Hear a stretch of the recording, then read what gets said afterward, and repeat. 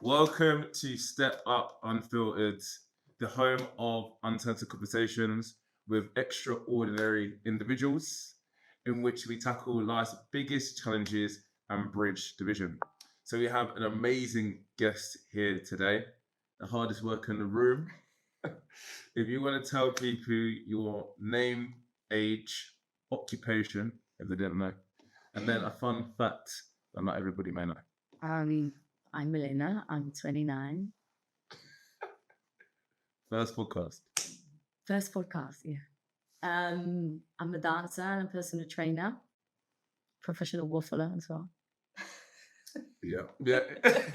The stories have been mad, which we would definitely be interested. I've got too much energy. I don't know if that's fun or not. I think to the people around me, maybe a bit tired, but I've got too much energy. You got too much energy. Where is that ever bad? Um, In what sense? Give me some examples. I mean, obviously, I see a lot online. So, like, for example, I'll be performing. Normally, I'll do 3 sets of 15 minutes, so that's really high intensity. In between sets, I'll be in the changing room, all stupid, play jokes, jumping about like a little 5-year-old kid. And then I go out in the club again, and all my friends are there. That's another kind of. Is this like coffee? Is there coffees involved? That's just me. Just general energy. I drink coffee, but it's not. It's not the caffeine. Too much energy might be a good thing in certain very scenarios. good touching my inner child. That's why. Okay. That's good, what I'm putting. Good. Okay, good. Okay, cool. Let's go back to the beginning. So you are of dual nationality. Mm-hmm. Talk to us. England, Spain. So my dad is from the UK. Yep. My mum is from Spain. I was born and raised in Spain. I've never lived in the UK. Mad. It's because how good your English is. Great. And yeah, you sound well. I remember when we first started speaking.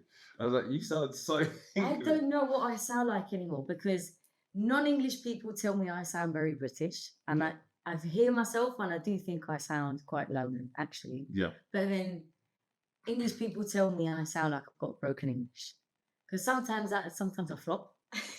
I heard you flop. I've never heard you flop. You will eventually. I will. But I don't know. I see you get annoyed. Sorry? I see you get annoyed when you do stories. You get annoyed. I'm very passionate. And then, then you the Spanish. I'm like, oh. I can't cuss the same in Spanish as in English. I think because I was brought up there and I've been more in touch with the Spanish side. Yeah, of course. Yeah. Most of my life, I just that fire is more the Spanish. Yeah. I mean, Spanish, Latino. It's amazing. Yeah, it's the pros. The pros are pretty much, but the cons are. What is the cons? No, the only con because I think Latin, Spanish is probably the most attractive. However, the only con is that fire which we love in So you all love it. Yeah, we do love it. We love it. We do love it. Latinas are toxic, and then all of you out here love Latinas. So when they make a mix out of me, then what? It's true, but that fire just baby, babe. It's real good. Would you say that you were like that in a relationship? Not at all. Not at all. I'm really chill. I don't like arguing. I never raise my voice. I will never make a scene. I'm not that kind of person. I've got too much self-respect for that. Like, if you upset me, I'm the kind of person where I've got that fire and I can get really, really angry. But if I really need to cool down, I'll be like, babe, I need 10 minutes. Go, cool down, and then I kind of conversation. But I don't raise my voice. I don't like arguing. Are you someone that likes to, let's say you're having like a stupid argument and it's 2 hours before bed, right? Were you going to try and handle it before bed? Or are you a driver on to the next day? No. Right. Before bed. Really? Because I can't go to bed I can't sleep. I'll be going through it in my head. Yeah. So I need to. Even me, I don't go into bed and I actually it's totally. Well, I'm going to bed like what? Bum to bum? Do you know what? That's what I'm trying to say. The night time, you might get a little bit closer to your partner. Yeah. Make it up. Yeah. You know what I'm saying? I know I just went on a mad tangent. But back to the start. We'll get back to that. Mm-hmm. Back to Smart. So what was it like? So you grew up in Spain. What was that like? Well, I can't compare it to anything else because I haven't experienced. I think we get a lot of holidays. in summer. For what I used to compare it with, like my English cousins and friends I used to have in the UK, because we used to spend like 3-4 weeks there in summer when we were kids. And we get longer holidays, I think, because of the heat, because it's rainy a lot, especially where I come from. I'm from a city in the south. The city of Sevilla, you need to go. And we have like almost 3 months off in summer. Yeah. What, like a normal job? No, like in school. School holidays. So teachers and I think teachers and people who work at school. Yeah. Type jobs. 3 months. Months, yeah. But because it's as hot as here, basically. Temperature in Sevilla is as hot as here, like 45, 47, 49. Really? Yeah. I didn't even know Spain got Really? Wow. Not everywhere. No. It's mainly in the south, and there's mainly 2 cities that are in the center, because like close to the coast is a bit more. It's not as hot, but in the center where you don't have the sea, you don't have that. Makes sense. Makes the temperatures a bit more manageable, but it's really, really hot. So when I got here, people are like, "Oh, it's so hot in Dubai in summer." I'm like, "It's not that hot." You can handle it. I'm used to it. Yeah. Because the humidity here. Yeah. It was nice. Like people don't tan out here. I've noticed that. Well, I do. I think you're one of the lucky few. Yeah, I think. But you know, some people. I know some people that get like some of my boys. They'll tan everywhere, and here, no tan. I don't see that many tan people. Like we're talking about Anglo-Saxon. Yeah. White. Yeah. Do you know what I mean? Yeah. But I guess you've obviously got. Yeah. The sight in you. Yeah, because my brother, and I think because I've been living at sea for a long time, because my brother is the same as me, and he goes from white to red. He's got no in between, and he lives in London. I think he's not in touch. When you don't get sunlight that often, I think your skin also gets used to it. So maybe that's why. Yeah, I can see that. Yeah, I understand. Yeah, hablo un poco de español. Ay, Dios. Come on, un poquito. I got a little bit. Okay. A little bit of Spanish. Do you know what? When I worked in Ibiza, I barely knew any Spanish. And then it was only till when I worked in Miami for a months, I needed more Spanish. Because half the people that I'm speaking to on the beach are Spanish speaking, which was a shock to me in America. So I thought it'd be good to learn a few phrases. I mean, I did it in year 9, but I forgot all of it. So I just made sure I just learned a few phrases. But that one just rolls at the tongue. Sounds quite sexy. Is it? I think. You'll pick up line. That's my part. That's my part. Oh, poquito. That's it. No more. But it is a nice language. Let me ask you this question. So, I know it's really ignorant to say, but I see Spanish so similar to like Brazilian and Latino, but I know it is 2 separate things. It is separate. It has the same root. They come from Latin, so it was Italian. So Italian, Portuguese, Spanish, they're very similar because they've got, they're very different, but they're similar because they've got the same root. I think there's Romanian comes from Latin as well, and they've got a similar, but it's gone in a different, evolved in a different way. Yeah. But I feel like those 3 languages have Spanish, Portuguese, Italian. That's so interesting because I would say Italian girls are very different. But I'd say Spanish girls and Brazilian, from what I know, from what I've seen, that are quite similar. Like you're gonna get the fiery. Are you talking about girls or the language? Girls. But just from traveling to country, I would say I don't know. There's a lot of similarities. Yeah, I do. Yeah. But I do think, for example, to toot my own heart, but people from the south of Spain, and I've got friends who are Latin American, a lot of them, we're more similar because people from the south of Spain, like, we're more open, we're more friendly, noisier, messier than people from the north of Spain. We've got more in common with Latin America, and I think that might be because of climate as well. I found that hotter countries usually come with certain personality traits. And I feel like we've got that similarity with people from South America. Don't you have siestas in Spain? Right. What is a siesta? Because there's a lot of misconceptions. Is it a siesta, a nap? Yeah. In the day? Yeah, a nap in the day. But you're like people that actually have full-time jobs. They have a siesta. No. Like my mum works for the government. She works from 8 a.m. to 3, and then when she finishes at 3, she goes out, she eats. We have lunch really late compared to you guys, and then we nap after. What's her You day don't done? mind, but it's like just chilling after food. That's her day done. But she does activities definitely afternoon either, in fact. Nice. I think with our days are built different because we have breakfast early, then we have lunch around 3, and then we have dinners at 9, 10, 11, which I know is quite late. But you need to bear in mind, when it's 40 degrees in summer, you don't want to be having dinner at 6 o'clock because it's boiling. Yeah. You're not like, your day is longer. You can't go out until 8, 9 p.m. So you need to drag the day a little bit further into the nighttime. Yeah. Because there's so many hours in the day. You can't be out, you can't be doing anything. That I think that extends the day, and it's just become. That is interesting. Because I was about to say, with a siesta, like, you know, countries that have a siesta, you would think maybe not as fast paced, but you're extremely here, there, everywhere. That's just me. So I'm in different pies.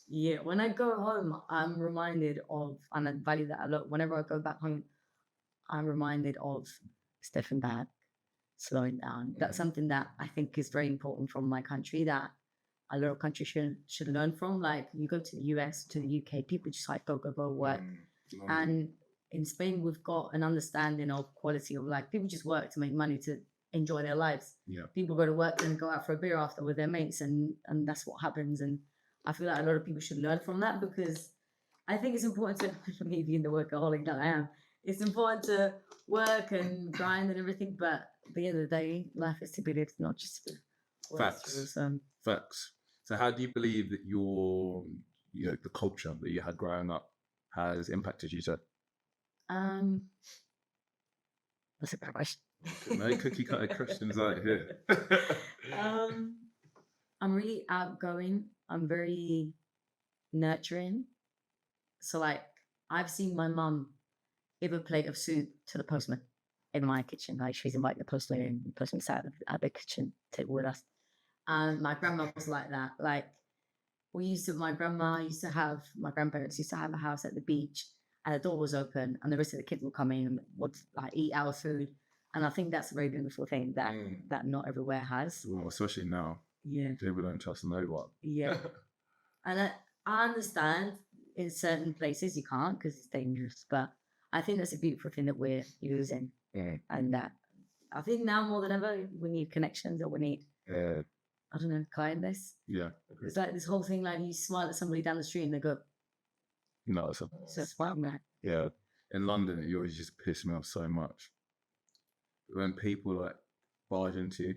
And for me, and it's probably because as guys, we know that as a threat of violence. But women, especially, would always bump into me. Yeah. Always, no sorry, no nothing, just barge their way through. People are just so pissed off. Yeah. And this is a London thing compared to like the rest of the UK. Because other places, Wales, Manny's, or people are like really overly friendly, which is nuts. But in London, people are just like, it's just a town. It's the most. Well, the UK is like one of the most depressing places now. It got voted recently. But I know, obviously, in London, everything's just so fast-paced. It's busy, it's stuffy. But yeah. It's sad that, because I've always loved London and I wanted to go and move to London when I finished college, but COVID hit and then I couldn't. But it's sad because it's a beautiful city. There's so many opportunities, so many things to do, so many, as an artist, so many artistic activities you can get involved with, so many people from so many countries that you can learn from and you can connect with. I just think it's sad that people walk around in that London. You've got all sorts of stuff. You've got bars. You've got everything you can think of. Yeah, literally London has everything. You can't go wrong in terms of finding something fun. I love London. Like, there's one thing that I might regret at some point is not living in London for a period of time. Now I'm not. I just can't cope with the cold and the situation. No, it's not ideal. It's all madness in London now. Social issues. Had enough of the immigrants, one section. And it's all crazy. It's all crazy. Honestly, I've got like powers of mind that would just be like sending me stuff. It's like, buy it. But people are just getting so clinging on to one story that's bad and saying, oh, this is, we get that in Spain as well a lot. A lot. And it's, in my opinion, it's ignorant, because we need to really look at what the real problem is. People coming to find a job is not a problem. Yeah. Because most of the time, those people are doing the jobs that you don't want to do. And those are the people I lived in the country out the same as in Spain. Like there's a lot of African people in Spain, a lot of North Africa. African people in Spain. And they're working with the jobs that none of the Spanish people want to do. And they're taking, and a lot of like South American people are taking care of, like, my granddad is taken care of by a Colombian lady, and she saves our family. She's amazing. She's one of the family. Close to where I'm from, there's a lot of agriculture. Agriculture, yeah. There we go. Yeah. That's me flopping. See? No, you didn't flop because you got it. Don't discredit yourself. Don't discredit yourself. And everybody working there is either African, North African. Like there's a lot of people from Senegal as well, and nobody wants to go and do that job because working in the countryside is tough. But then they're lifting up that industry. So why would we point fingers at them instead of fucked up the system? Yeah, it's like the way that I look at it is that I do hear it from both sides in the sense of look, illegal immigration is wrong, and then also the fact that of people that are coming over, like, it's mainly going to be men because of the physical demands and whatnot. You're not getting a mixture of different people, right? Which isn't fair. And obviously, if you're going to have people, you kind of want to accept. That sounds a bit bad, but Australia are really strict on it. They kind of, want people's best to come and add to the country, right? But you don't want people that are coming in unchecked, because that's where some of the madness can begin. And especially if you're bringing people in from poverty, unfortunately, that's just where more crime happens. But then the other side of the script, like, it's just nuts. A lot of these places are places that England has colonised, pillaged, stole from, and then you're moaning when they want to come to the UK. Would you look back in history a few years and you could make sense? It's crazy, like the ignorance and just entitlement is just nuts. But yeah, I could bang on about that all day long. And also, like, what is illegal? What is illegal? Why are we labeling a human being as illegal because he's got a different passport because he was born somewhere else? Because their country is probably fucked up because of what you did thousands of years, hundreds of years ago. Yeah, not even on there. Yeah, it's nuts. It's nuts. It's nuts. We digress. So you've never lived in London then. So where have you lived then? So you grew up in Seville. I grew up in Seville. Went to college there. I've lived in further down south in Cali, a really nice place down by the beach. I've lived in Ibiza for a couple of some seasons. Where did you work at Ibiza? I was freelancing my first year, so I was doing all the big clubs like Pacha, Amnesia. All these clubs. Bouncing around from club to club every day, to be honest. And then in my second year, I was head dancer at SDK. So I was doing that. I was doing. Sorry? It's crazy. I still haven't been there. There's one here, I think. No, they closed it down. Have they? Yeah, I said they did. Oh, no way. In my SDK jersey. No, they closed the one in Ibiza. I don't know about here. I'm not sure. Yeah. Do you love Ibiza? I love it. It just become a bit too overflooded with people to go and live there. And the problem is there's only 6 months of work a year. Yeah. And for us performers, good months, 4 max, realistically 3. Yeah. And then you've got to find something else to do in the winter, or you've got to go somewhere else. No one ever jumped up and like, I got to a point where I was like, I would have stayed, but what I'm going to do for them, so you just they still go to Bali and spend my money 6 months. Like, I want to build for the future, and it's not the best place to do so unless you've got something else that you can do during the winter. Yeah, that can keep you financially stable. So so it was more of a stability thing, man, I guess. Yeah. So you lived in France, and then what? So from France, I went to Ibiza. From Ibiza, I came here. I did a winter season here in 2020, end of 2022, beginning of 2023. Go up. You said something, I hear the Spanish come through. It is certain things I hear. Something you know. Then I went back to Ibiza for another summer season. That was my second one. And then I came here thinking, I'm going to spend another few months in Dubai. Let's see. And then all went back. Do you feel like Dubai is home? Yeah. Yeah. So, I'm not supposed to do it. Sorry. Like brown. Yeah. They're actually green, brown, depends on how many they're like heads. You got them hazel ones, the ones that switch. Yeah. Good. Man, them. Guys, deviate. Not too much eye contact, man. So how did dance enter your life? Because this is clearly your passion, right? Yeah. I always was a very active kid. I did all kinds of sports. I was doing artistic skating and I was competing internationally until I was 13, 14. What is artistic skating? So like, what's it called? Ice skating, but with the rollers like 2 and 2. Not the Rollerblade. rollerblades. Yeah, rollerblades. But they're in it. I just 2 and 2. I got you. Yeah. Right, that one. Yeah. So I did that for a few years, and So I always liked to when you dance. say international, so what were you competing for Spain? No, I was competing for my club. Okay. So it was like in clubs this national, in- yeah. yeah. I got you. And then I don't know how. I think it was a mix that with like I've always danced at home because I liked it, and I did. They gave us some dance lessons at the skating thing, and this one particular time, the teacher came up to me. She was like, "Have you ever danced?" And I was like, "No." She said, "I think you should try because I think you'd be good at it." I was like, "Oh," and then Step Up came out, and I was like, What a film. "That's my jam," and I just went to a studio that had opened in my city, probably only first studio or second studio that opened. And I started taking classes, and then I started training with the b-boys in the street. Okay, that's where you got the stank face from. Running my Yeah. That's where you got the lingo and the stank face. yeah. What's your favourite genre? Dancehall, Dancehall. really pro. Yeah. So Jamaican influence. Yeah. Rate it. Rate it. What do you think? What do you think dancing has taught you? A lot of discipline. Yeah. I went to college for dance, and it was really, really strict. So I would have 8 hours a day, 7, 8 hours a day. Do you have to do anything academic, or is it all physical?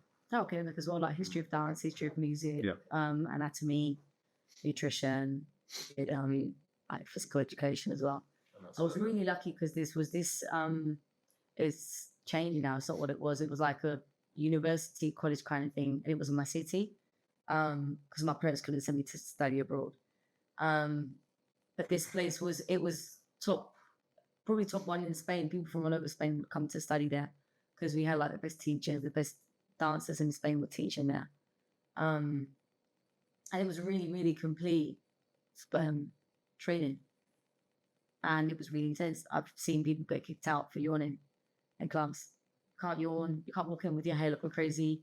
Like, it was like military training. Mad thing. Yeah. It's just chilling out. And that's probably where you had the discipline that you have now. Yeah.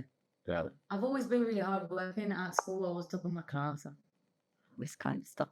Yeah. Talk about it. No, it's true. And what are you exceptional at? I've got really good memories, so I can memorize fast. So I was really good at studying. I'm terrible at maths. Okay.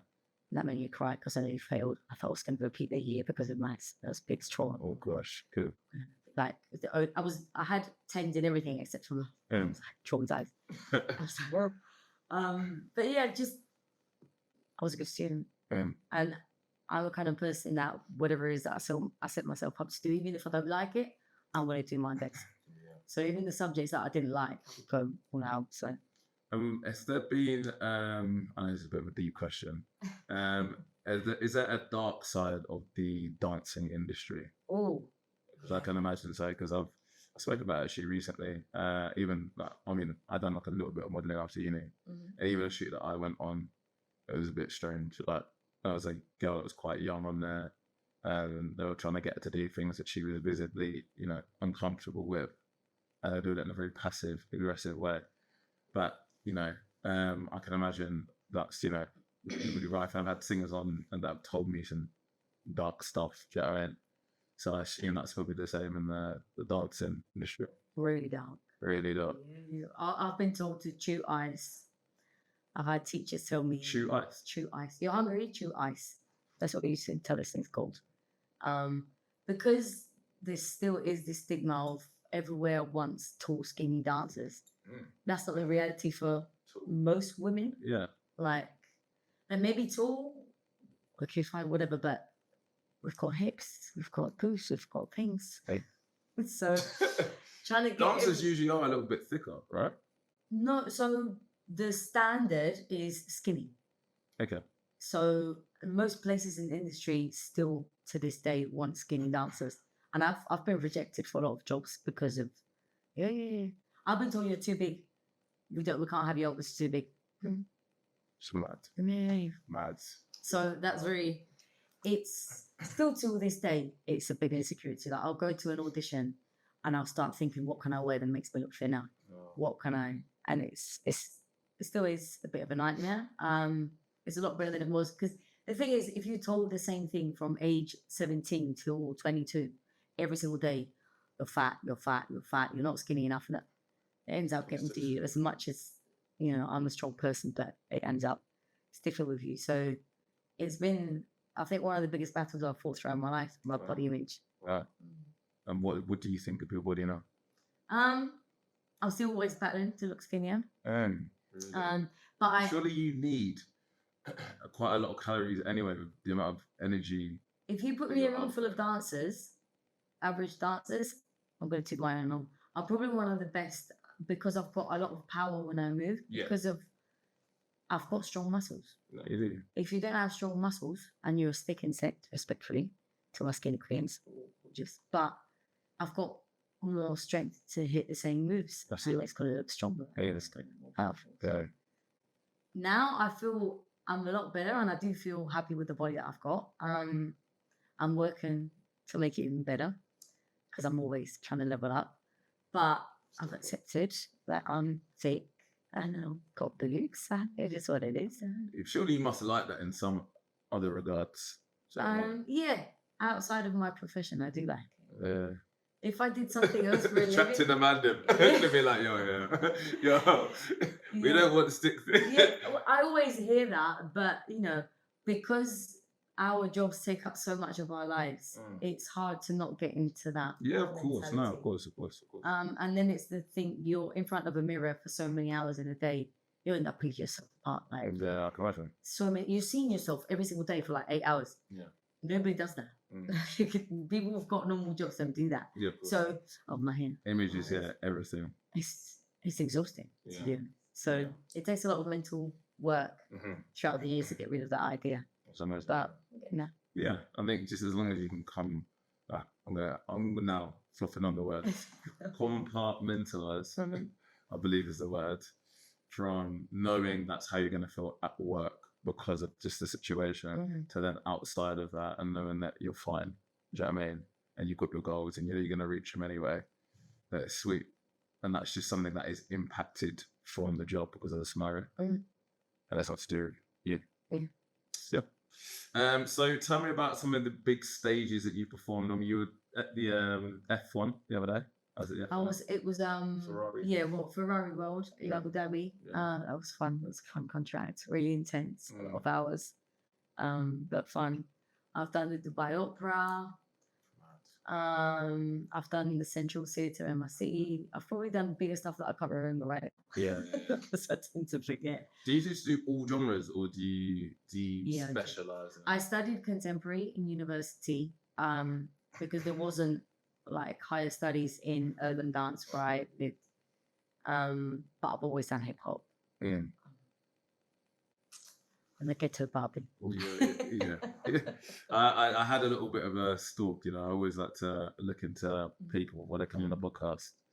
And I actually did see like a little, did I see, you have a, what's it called? Like one of those reels? Yeah. Where it's like a mashup of different things. I'm like, bloody hell. Loads of different things. Yes. Yeah. Do you think you're best at hip hop? Yeah. Yeah. Do you reckon it's because you're passionate or is it suits your personality so well? I think it's quite natural to me. I don't know why. I think everybody's got, and I always tell this to people in my classes because I teach as well. Yeah. Everyone's got a type of movement that is more natural to them. And one thing that I've found is groove is something that you can work on, but it's massively, you got it or you don't. And I feel like I had that from the beginning because I remember my first dance classes, I was just natural at it. I was like in hip hop, so it just felt really natural. And then I trained it for many years, so I guess obviously that played a big role in it. So yeah, I just think. And what does because obviously you're a very, very good dancer, professional dancer, what does it look like behind the scenes that people might not see? Really unstable Yeah. financially. Especially here in Dubai, and I think in general as well, we struggle with late payments, Yeah. not getting paid, Yeah. unregulated situations regarding like work. Like I've done like big gigs, and I'll get there and they want us to change in the in the toilet. It's like, no, I need to warm up. I need to cook my stuff. Like, like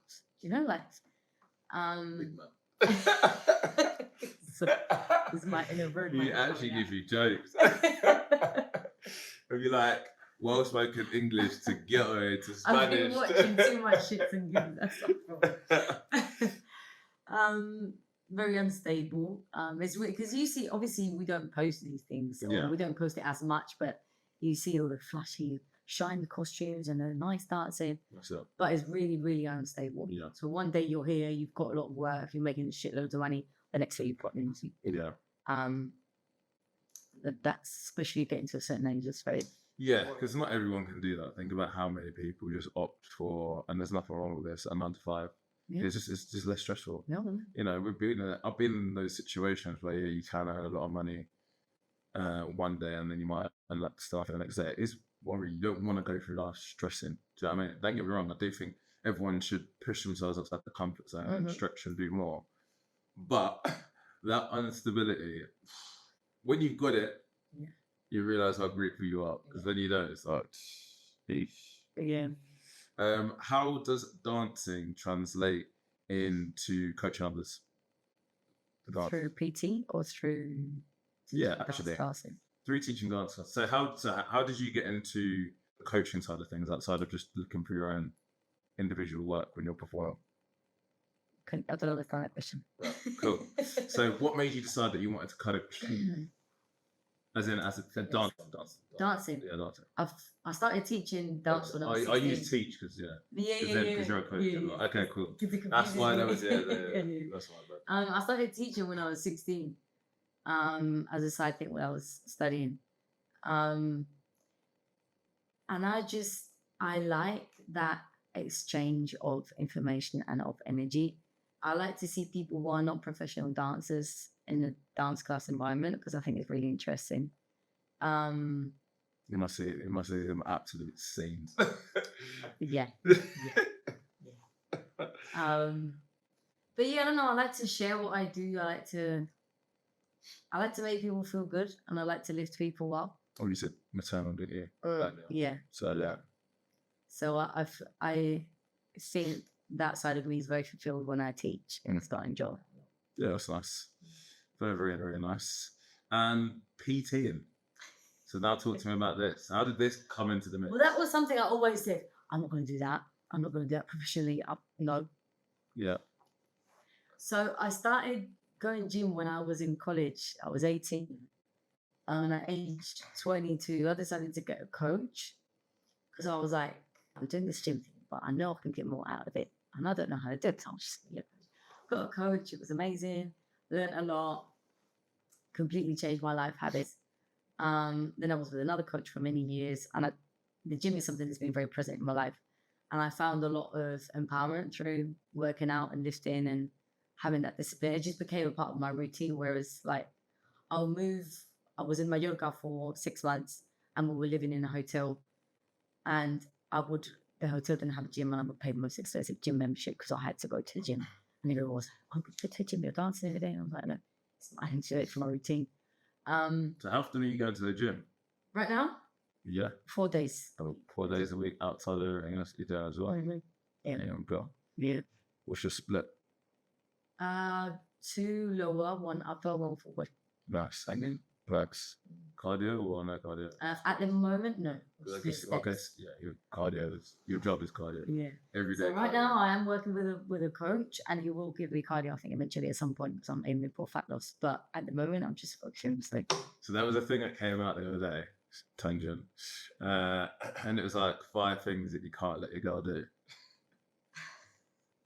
And number 1 was a guy PT. Why is that?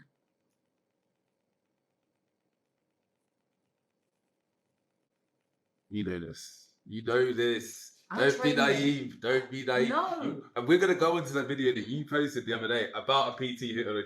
Just what they saying. did. But obviously, like in that kind of environment, we know what's going on. Do you know what I mean? It's not even the fact you don't trust your girl, but a lot of PTs, you know, it's an opportunity. I guess there's to a lot flirt. of that. And But it's I'm not like, stupid. it's, you know, it's very, very, and you're single. I'm saying like, it's just funny how that was kind of half relevant. But do you see why some guys wouldn't want their girls have the guy PT? I Or can do you think it's understand. controlling or toxic? Or I can understand the concern, but at the same time, I consider myself an intelligent woman. Yeah. I wouldn't go and pay a person. We know when a guy's trying to flirt because you're not the best at deceiving people. yeah, Men, we're simple. You're quite obvious. Yeah, we're simple. So, We're simple. so I'll be honest. Like, I'm We always need to backing learn- the man then, but we like, need to learn from we that. are, yeah, actually. we are very, very simple. So, as an intelligent woman, I would never go for a trainer that I can see is trying to Yeah, like- yeah. piss up. I'm not here for that. Yeah. For example, my coach is an online coach, so he just gives me my program. I do my thing. I know him because he was my teacher when I did my certificate. Like, I'll just go for just whatever random, Yeah. stupid pizzas getting in Dubai. Because Checking pics. Yeah. Yeah, no. I'll copy sense. Checking pics. yeah, great man. My girl, bro. What? Nah, do you know what it is though? One thing I would say is, look, obviously, bro, I don't want my girls sending chicken pics so random, but up. What? Why? That's normal. That's most men would not want their, in an ideal world, would not want their girl sending half naked picture to another bloke. I think that's pretty fair. A brief and a top. Is that half naked? Well, I don't know. I'd have to say. I don't know what you're saying. So you're all right with your girl posting a pic in a bikini, but not sending a check-in picture to her trainer? I prefer not to. I mean, I go to the gym myself, so I can just give myself my girl the tips that she needs. But you're acting like people that, hey, everybody in relationships has their things. Yeah. And even I'm not judging we were you. talking about it in the group chat, and the one thing that everyone was like the one thing out the five was like, yeah, guy PT, yeah, the what? Right. Fair enough. You see things differently. Moving on. Obviously, these things are a conversation, right? But like off the front surface of things, it would be something that I would prefer not to happen. We're doing. No, I'm saying like obviously when you're in a relationship, you have a conversation about things. Yeah. You wouldn't tell your partner you're not doing this. But on the face value side of things, it would be something that would be preferred. Yeah, I can understand Do that. So being a dancer and being a PT, does that give you good visibility, do you think? Do you think the two coincide quite well together? They do, and yeah, they do actually. Because obviously as a dancer, I've got a lot of people about body, mobility, exercises. Like I'm very aware of my body, so I think also because I teach dance, I'm used to looking at how bodies move from a very like objective point of view. So I can see, even before I studied to be a PT, I could see people who had bad posture. I think everybody can point that out, to be honest, but I could see things that I knew weren't right. Yeah. Because movement is a part of my daily life, and I studied a lot of movement throughout my life. So I think both merge really well in that regard. Do you think people make assumptions about you based on what you do and how you look? I mean, that's their business. Don't know. No, I don't. I'm too busy making money. I like that. I rate that. Is being feminine in fitness empowering or misunderstood? So what's being feminine? Oh shit! Yes, you made a video on this, didn't you? What a story. Okay, great. This ties into this, yeah, because I see it different. I think how you were describing it is not how I would see it. So, I think being feminine. I'm gonna put this. So, maternal, I'd say, is very feminine, nurturing. soft. I would definitely say. Not obnoxious, not crass, not rude. Yeah, being quite gentle, I would say, is being feminine. What would you say? So, my question. Those are everything I just labelled, by the way, are feminine traits. Yeah. That's not me trying to say that you're not a woman enough or anything like that. If you're like loud and stuff like that, but they are feminine traits and there are masculine traits. Yeah, of course. I agree with that. For me, being feminine is being strong. I think women are really strong, but we won't understand what we do every month if we weren't strong. Yeah. Would you say that's being feminine though? I think it's a feminine trait. I don't know. I think every woman that I know is strong. And not physically strong. I mean, emotionally strong. Giving birth is no joke. No, of course not. Of course not. And I think that takes a kind of strength. 100%. Well, they say that I think on average women can handle pain better than men. Yeah. So I think in that regards. Because I think being a strong woman, which I'd say is different to being feminine, typically. But I think like the best strength that you can show is being a great mother. Person. Okay. That's an example. But yeah, obviously being somebody that's obviously there for their people, that's a huge thing. But sorry, yeah. I thought I didn't. Strength. Emotional intelligence, but like being in contact with your emotions, I think it's quite a feminine trait. Yeah, 100%. Being more emotional. Intuition. Yeah. Awareness. I think we're very. I don't know if. I think it's a case of maybe because we have to worry about our physical safety a bit more. We're more aware about our surroundings, which I think is something maybe quite feminine do. Guys get attacked more, but we're the difference is actually quite alarming. Yeah, although I understand why women feel more unsafe, as obviously just being genetically smaller, usually on average. Yeah, I mean, you have to be careful about your words. No. People are like, oh my gosh, she's saying women are weak. No. That's true. But men actually attack men way more. And that's not even taking into account what happens in prison. Yeah. Are we counting as attacks? Non-consensual touching, all that?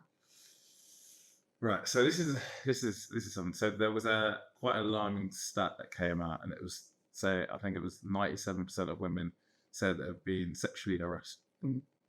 However, the only thing that I think is pretty misleading. Would you call a catcall sexual harassment? I don't know. It depends. I'm not an animal. Why are you shouting? No. I've never done it myself. I'm not saying I agree with it, but I wouldn't say it depends on how it's done. Of course, it depends on how it's done, but I think it's an invasion of a person's space. If you have something to say to me, you can come to me and say, "I think you're very beautiful." Let me ask you a question, and be honest. Yeah. If you're single, yeah. Yeah. If some good-looking geezer, exactly your type, catcalls you, are you as annoyed? I'm giving him the biggest stank face in my life. I've had that. You can shout at me from a Lamborghini, I'm gonna give you a stank face. I don't care how good you look. You don't have any manners. It's embarrassing. Get quick. Okay, not like a full catcall, but like hollers you. Like your situation in the gym the other day, yeah? Like someone hollers you and you're in your workout mode, but they look good. And they've approached you like you might think it's a little bit much, but they've approached you like very well. He just came. I'm changing it. I'm flipping the script. I want to see if looks plays a part, or like I'm saying that the guy moves in the exact same way, but it was one guy you're really attracted to, one you're not. Do you think you would have as much of a problem with it? Being honest, I don't have a problem if he's being polite and educated. Whether I like you or I don't, if you're polite, I'm good. If I don't like you, I'll be like, no, cool, I'm not interested. But if I don't, I'm a very transparent person. You can see from afar if you can clearly see I'm going, and you're still coming at me twice, You asked it for problems. Asking for problems. Mm-hmm. What Yeah. happened? What are these problems? Bosh. Wait, you're just banging up the London. Yeah. No, but I think that, there has to be a limit. If a person kind of like, I'm not a rude person. No. Even if I don't like someone, I won't be like, unless they're being like rude or being overly invasive. So this is where sometimes the information, I do feel bad for blokes, is a bit misleading, because I've never ever, I have no problem approaching a girl. I But can see that. I can what tell. do you mean? I can tell. You're a cheeky bastard. That's what I am a cheeky guy. But one thing I would say is I've never ever, in my years of training, I've never ever approached a guy in the gym. I've been approached a couple times, but I've never ever approached someone, mainly because I'm just into what I'm doing. But I'm attracted to gym girls, and I think girls look good in the gym. You know what I mean? But I'm just not approaching her because, as you say, like, they're probably doing their thing as well. But then I met a girl on a date before I came out here, and she was like, why would you not approach a guy in the gym? She felt it weird. She was like, no, like, obviously go about it in the right way, but do it. That actually makes sense. Like, of course, I like being approached to the gym. It's fine. Yeah, I like it, but I have to give you a signal.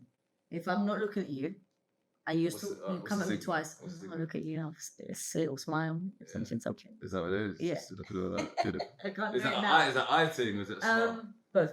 Okay. For me, at least. Yeah. Show me the look. I can't do that. What's your type?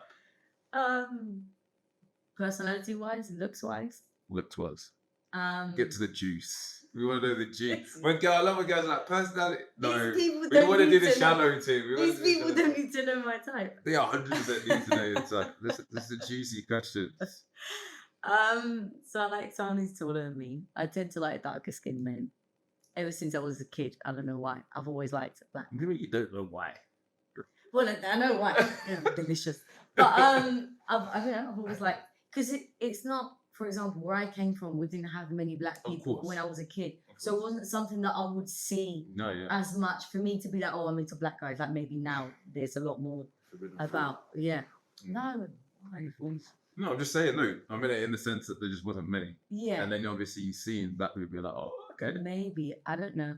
I think I was very into hip hop as well, and I used to watch all the videos. So then I could see in the rappers and that. But yeah, usually somebody who takes care of themselves, someone who goes to the gym. I don't need to have a six-pack. I'm not bothered about that, but just put some effort in. I know the way you look. Hands and face, or eyes, find you handsome. That's looks-wise, I think. Yeah. Nice one. And then, does he need to earn a certain amount of money? No. You can be honest. No. I do want someone who's kind of like on a similar level than me, at least, if not a bit above. I don't think I could date a millionaire, because I think there's a very big gap there and I would feel uncomfortable. Mm-hmm. I'm not the kind of woman that looks to a guy and thinks, is he going to buy me this? That makes me feel uncomfortable, actually. So I don't think I'll be comfortable dating somebody who's like very, very wealthy. I feel like I'm a bit too unbalanced. But yeah, at least somebody who's like kind of like the same vibe as me. Just because I think it's like the same with age. I feel like the moment where you're at in your life matters a lot. Mm-hmm. And I feel like somebody who's kind of like going through the same as I am in the same kind of situation helps. That's a very fair way of answering that. Anything else? Since you had to tell me your personality traits. I've got a list, Okay. I should have brought it. I can't remember. I've got it written down. You're an intelligent woman, as you someone who's kind, someone who is in touch with his emotions, somebody who is masculine enough for me to settle into my feminine. Obviously, I work a lot. I'm always taking care of everything. I'm the type of person who makes all the plans, books the reservations, and I'm going to be able to not do that. Mm-hmm. I don't mind doing it. It's not a wow, but I don't find it attractive if a guy asks me out and starts asking, what do you want to do? Ask me what my interests are, and then based on that, I'm really, I think you can tell I'm an easygoing person. It's either throw a coffee down, I'll be happy now. I'm not. I'm really not interested in food and stuff to start with because it doesn't make sense for me. But Completely agree with that. someone who's got, we say resolutivo, like someone who fixes things, you know, like if I tell you, I don't know, I'm feeling sick, oh, what do you need? Oh, I'll come round. Someone who's got that initiative, because I'm that kind of person. And if I'm a fixer. So my best friend will ring me, oh, I'm not feeling all right, I'm getting my period. 10 minutes, I'm at her doorstep with chocolates, with period, like crap medicine, whatever she needs. That's to say, period. Yeah, like painkillers. So. Goody.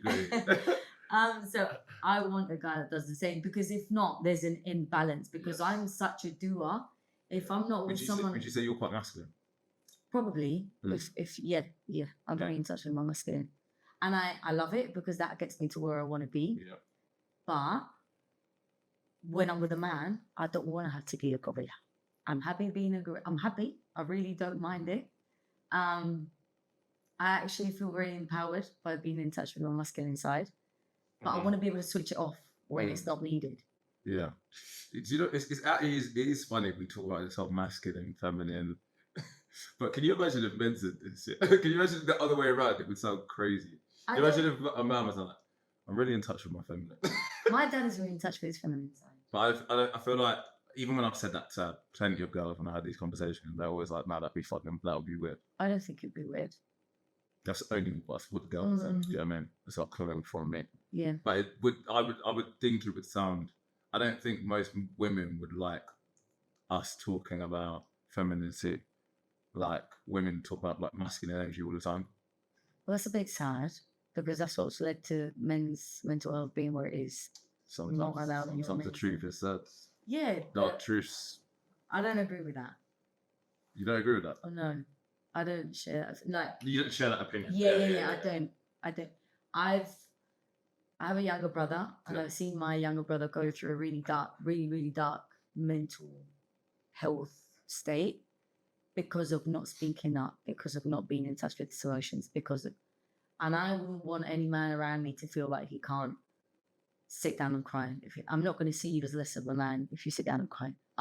That makes me feel very, like, if you feel comfortable enough, I'm going to try and bollocks. No. I just stupidly did not. This is the perfect thing about it being pre-recorded. Lovely. Let me just jog down that I need to edit out in 3 minutes. Sorry, no, you were saying you're cooking. You're talking about your. I don't expect a man to be a rock. I don't find that attractive. Because if I don't see you be vulnerable, why would I be with you? Because I don't feel like we're on the same page and that. It's different to what so many girls say, but I respect it. So many girls are like, I don't want to see my. Obviously, a load of the clips that we see online are obviously the dramatized clips, hence why they view well. I don't want to see their man ill and this, and that's completely different to the experiences that I've had. I think a girl loves when a man's ill because they're used to the man being a rock most of the time, and they're like, you're more appreciative of your girl. I want to do something for you as well. I want to take care of you as well. That's a learning. Still on. That's a Spanish. That is definitely Spanish. Yeah, but maybe I'm talking about like English American culture, which is obviously actually different to yourself. But yeah, I do think there's a lot of that going on. I've even had my friend on the podcast. He's literally just about to get into the UFC top 15 light heavyweights. He's killer, and he's like lost girls when he's lost fights or they haven't hugged him after. But girls are vicious. That's disgusting. I don't know what kind of girls you get in touch with. These are me. This is his experience, but I'm not surprised. Yeah. I'm not surprised. He's a lovely guy as well. But yeah, I think there are dark truths of dating. Yeah. Unfortunately. And regarding your brother, well, that is sad. So like what I try to push, and by the way, if you ever wanted to speak to me, you can do, because I am a coach. But I wanted to get into this space because I saw a massive gap, because I felt like there wasn't really many avenues for men. And when it was, in my opinion, was like very sloppy. And I know men, certain type of men, or most masculine men, are never ever going to be able to take that on board. Do you know what I mean? Yeah. And it's not a case, I don't think talking about your emotions is, one, it's definitely not weak, it's actually strength. It's a strength.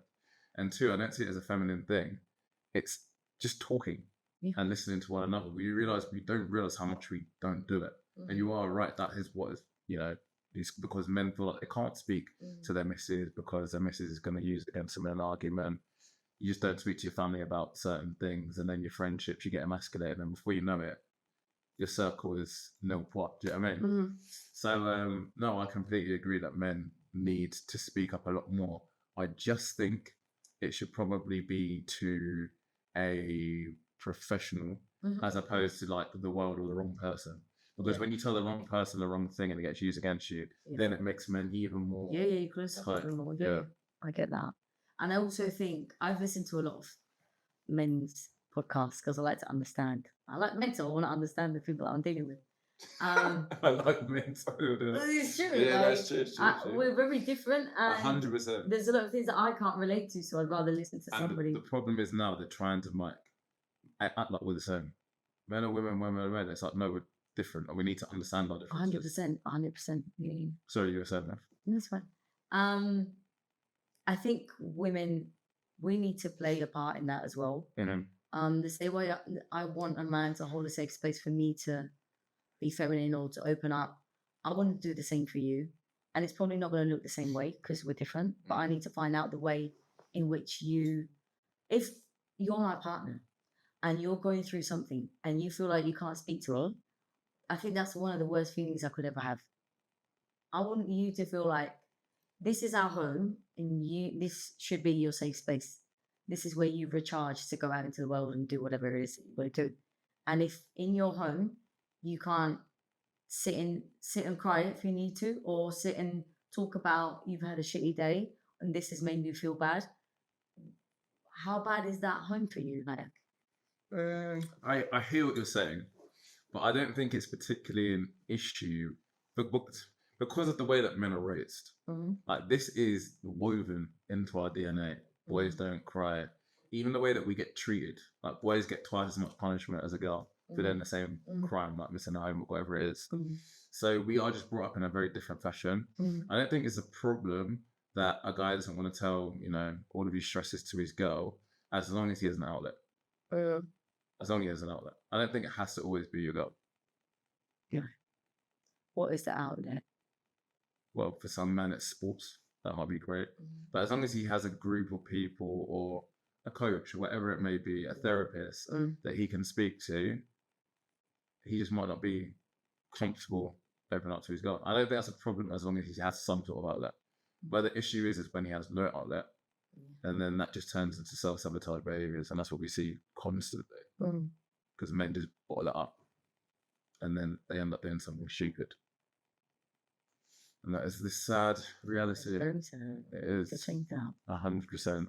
So, man, them open up, find your space. Yeah, don't get me wrong. I'm not saying that. If it is your girl, fantastic. That's amazing. And your words aren't going to get used against you. Fantastic. That's horrible. But it does. But I think that is evil. That is a bad person's doing, in my opinion. Yeah. If you're telling me something that hurts you, and I'm going to use that against you, that's disgusting behavior. It is, but people do think they're emotional. That's why I don't care. They don't care. It's not a good thing to do, but I'm saying people will do it. Well, people need to get grip. The nicest people still do shit. Yeah, we make mistakes, but I think that is the kind of thing that somebody that's hurtful.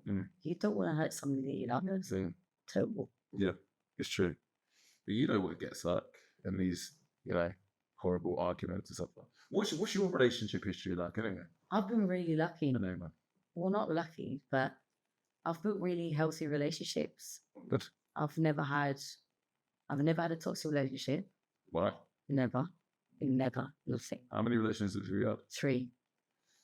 And why are you still single today if they've been such a good relationship? It's the thing, it's cooked. I'm really picky. I'm not picky. I hold myself to a very high standard, so I hold the people that are going to come into my life to a really high standard as well. Okay. Do you tell them? What? I think dating here in Dubai is really, really complicated. Yeah. I'll bet that. I'm going to get it in 3 months. And I'm so happy with my single life that somebody that comes into my life is going to be to add to that and not to come and destroy. Yeah. Or to even come with half ass, like, Yeah. you know, I message you today, you message you 2 days after. Piss off. Sat on the toilet with your phone in hand. Yeah, sucks. Yeah. If you like a girl, you go and respond. I work 3 jobs. I've got no days off. Yeah. And I take time to message people. I'm like, don't message me. That kind of stuff. Yeah, I'm just probably you're going to fit to be honest. But what is bullshit? That's what, everybody's bullshit is different. Lack of consistency is bullshit. Lack of effort is bullshit. And effort doesn't have to be something big. It's just as, for me, it's as simple as... You're a busy girl. Yeah, but I make time for things that I want to make time for. Okay. Or the people that I want to make time for.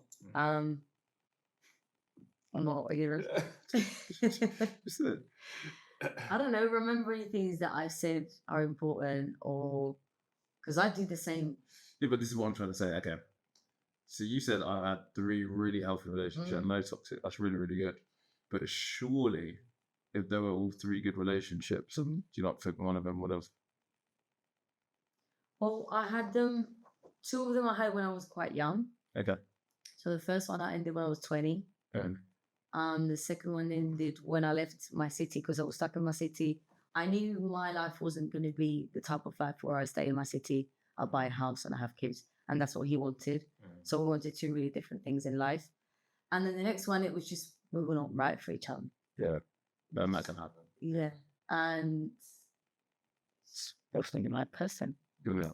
So what's important to you about finding that right person? Like, it doesn't need to be someone that can adapt to your lifestyle. It has to be somebody who's understanding. That, you know, I'm working, I'm doing my thing. I'm doing my thing. Doing my thing. I don't think I'm an easy woman to date. I admit that. I'm not an easy person to date. And why is that? I'm really easy going. No, because first of all, I think because I challenge myself, I challenge people, and not everyone likes to be challenged. Yeah. So like, I don't do it in an aggressive way, but like, I think if you're sitting next to me and you see me, okay, what's the next one I'm going to do? What am I going to study next? What I'm going to do?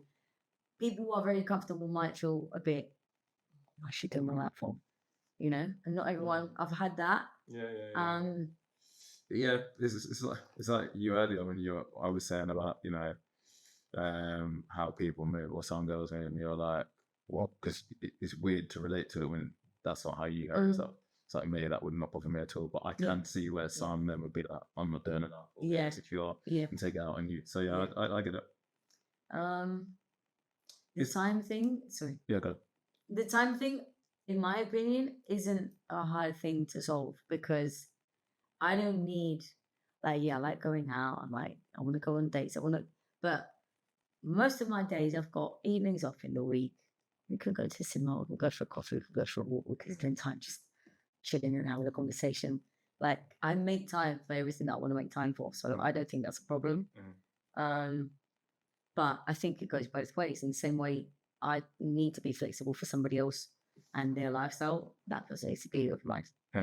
Would you be offended if a guy, you're like, let's say you like chatting and like, I don't know, you both like finishing late or whatever, and he's like, oh, do you want to like just chill, come around and chill? Or is that do you think that's too early? It depends on how early on we're talking.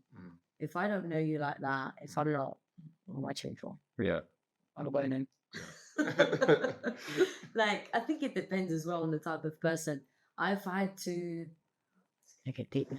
I've had to guard myself a lot because 95% of guys that approach me just want to take the bench. So all this chilling business, it's not gonna happen. Can both things not be can both things not be true though? Because like, as a guy, if I'm sexually attracted to a girl, yeah, I do want to sleep with her, obviously. Of course. But then I also like do like, it's not exactly like I'm gonna flip in, I don't know, do anything like mad. Obviously, you just wanna. Sometimes it's just easier just to like link up, get to know each other. It depends on the scenario. If it's a weekend, there's no excuse really. Yeah. But yeah, because men are always going to want to sleep with women. Of That's course. just never. What do you think? I don't want to sleep with men. But I mean, I like, don't need to no, but you know how like some, like you were saying, like 95% of people just want to like sleep with men. It's true. But Because then some guys want to sleep with you and like you and are happy to see where things go as well. I've not had that experience. Okay. I've not had that experience. So what, when you say 95%, like what is it is it like they're literally like, look, I'm just looking for fun? Or They they're don't not even even, they say don't, that. of course. That's what annoys me. Like, good thing. Because I'm so masculine, I'm very comfortable with that kind of conversation. I don't have a problem. If you want to you want to have fun, we can have fun. Or not. But give me the option. Don't lie to me. Because it's very obvious when guys lie, because it's sneaky, because you're lying, because you know if you're honest, you're not going to get what you want. That's Well, that's disgusting. Respectfully. What do you mean? That's unfortunately the game of. But this game. all right, then find a girl that is comfortable with that kind of thing. If There's none. I'm very straightforward. That's not true. I've been in that moment of my life where I've been very upfront with guys, and I'll be like, no, just have fun. Yeah, but I feel like you have to get to a certain point usually for a girl to get like that. Usually, like they've already like hooked up, and it's like, oh, okay, well, I probably don't see you as anything serious, but we do kind of like have a vibe. So at that point, I've heard like I've been privy to those conversations. But I wouldn't say a guy from the offset, let's say like you like the way each other look, but you probably don't want anything serious. I've never heard a girl just be like down. I've always been like that. Really? I've always been. You're a rare. You're a rare gem. I don't like time wasting. And I think in Spain we're very like that. Actually, that is a fair flipping point. In Spain we're like, what do you want to do? What would you do? If we're doing the deed, we're doing the deed. If not, we're not. But in Spain, I would say, in South America, even more than Spain, it's very sexual. Very, very sexual. I remember in Brazil, you go to like a strip club, everyone's just lips it. Yeah. Everyone's just lips it. I'm like, this is bad compared to the UK. Everybody is just lips in. Yeah. So now I see where okay, fair enough. Yeah. But in, like English girls, like if you say that from the jump, you shot yourself in the foot. Do you think it's a bit dishonest then to try and lead someone? But everyone's dishonest.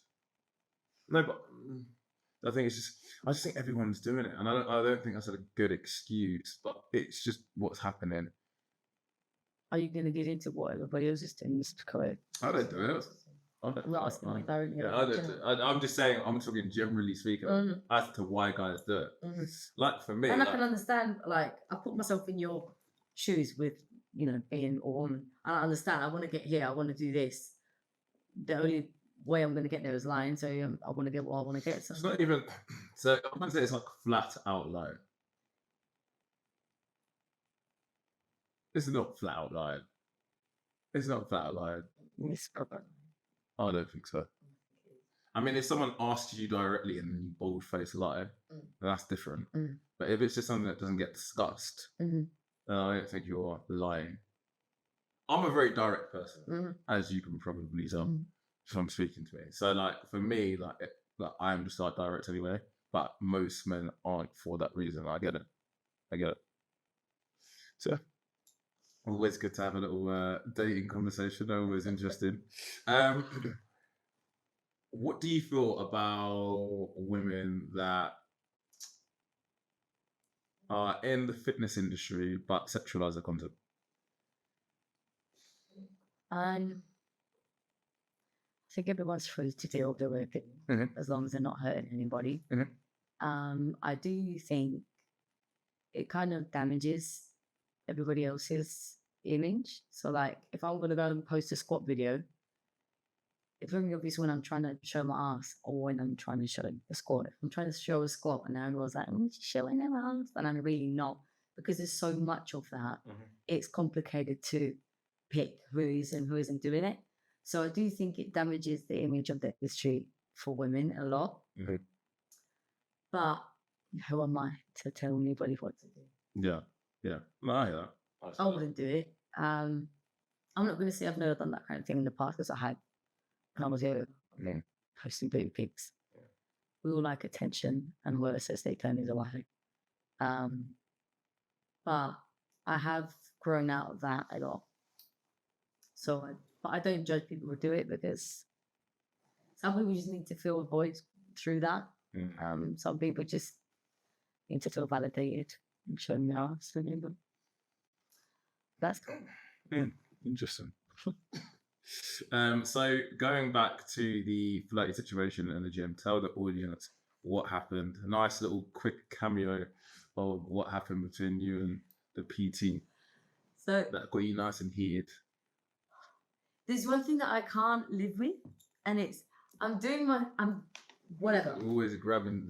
I'm always doing this is very you, and I can see you from a corner of my eye like that. If you want to come and talk to me, come and talk to me. But that's creepy. Don't do that. Don't be creepy.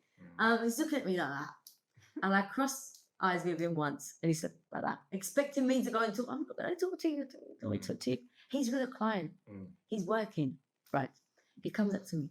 You have tattooed. Like, thank you. He started telling me, oh, I'm going to get tattooed. It was dark skinned. And he was like, but it won't show. And I was like, oh, you can get it. And he was like, no, it won't show. It's yours. I said, probably not, but if you want to get a tattoo. Okay, cool. I wanted to talk to you the other day, but you were probably busy. And I was like, yeah, I was probably working out. And this guy sounds like a lovely guy. Like, man, just shoot. He wasn't he wasn't not nice. He was just too persistent when I'm not leading you on like that. And that is annoying. Like, if I'm take a touch. Yeah, if I'm giving into the conversation and I'm chatting to you, all right. But stop it. Right. So I kept going. Can I ask you a quick question? Yeah. Was it more the fact that you just don't see him in that way, or was it the fact that you were just really busy doing what you were doing? It was both, really. If I'm attracted to him, I will continue the conversation, or I will try to speak to him, even if I'm busy, I'll just be like, okay, you need to go. Like, I'm usually, if I'm doing my thing, I'm doing my thing first. It's a bit both. And then, I don't know what he said. He said, oh, I'll let you continue with your workout. I was like, cool. Cheers, mate. And then I'm on the treadmill half an hour after. And he comes up to me and he's like, can I get your Instagram and message you later? I looked at him and I said, oh, I've got a boyfriend. And he said, no, it's not to take you on a date or anything like that. This annoyed me when you said that. I hate when man then move like that. It's so embarrassing. What my Instagram then? It makes us all look bad. So like what? We can be friends though. Like, shut up, bro. Like, so man, not you have friends? No, piss off. It's so embarrassing. Like, that is just like that boyfriend bar. Like, you've got to know half the time it's a flipping lie. Yeah. And two, just either take the head. There's plenty more fish in the sea. Allow it and move on, boys. Don't flipping keep trying. Like, it's turning the girl off when you start moving like that. When you start moving desperate, snaky, or needy, it's embarrassing. And it's invasive. Like, I'm telling you, I've got a boyfriend, so that means you're not an option. Yeah. Why you keep trying? Like, literally. And it's like, I'm not trying to take you out on a date. Like, I've had guys. There was a guy at another gym. He was like, "Oh, do you post fitness content?" And I was a little bit every now and then. I'm a dancer. And he was like, "Oh, can I follow you? I really wanna. I like how you train. I see you train." I gave him my Instagram because you're not trying to be sneaky. You're genuine, and he never even messaged me. You just followed me because he wanted to check my views. I'm cool with that. But if he's not being a weirdo, you know? What?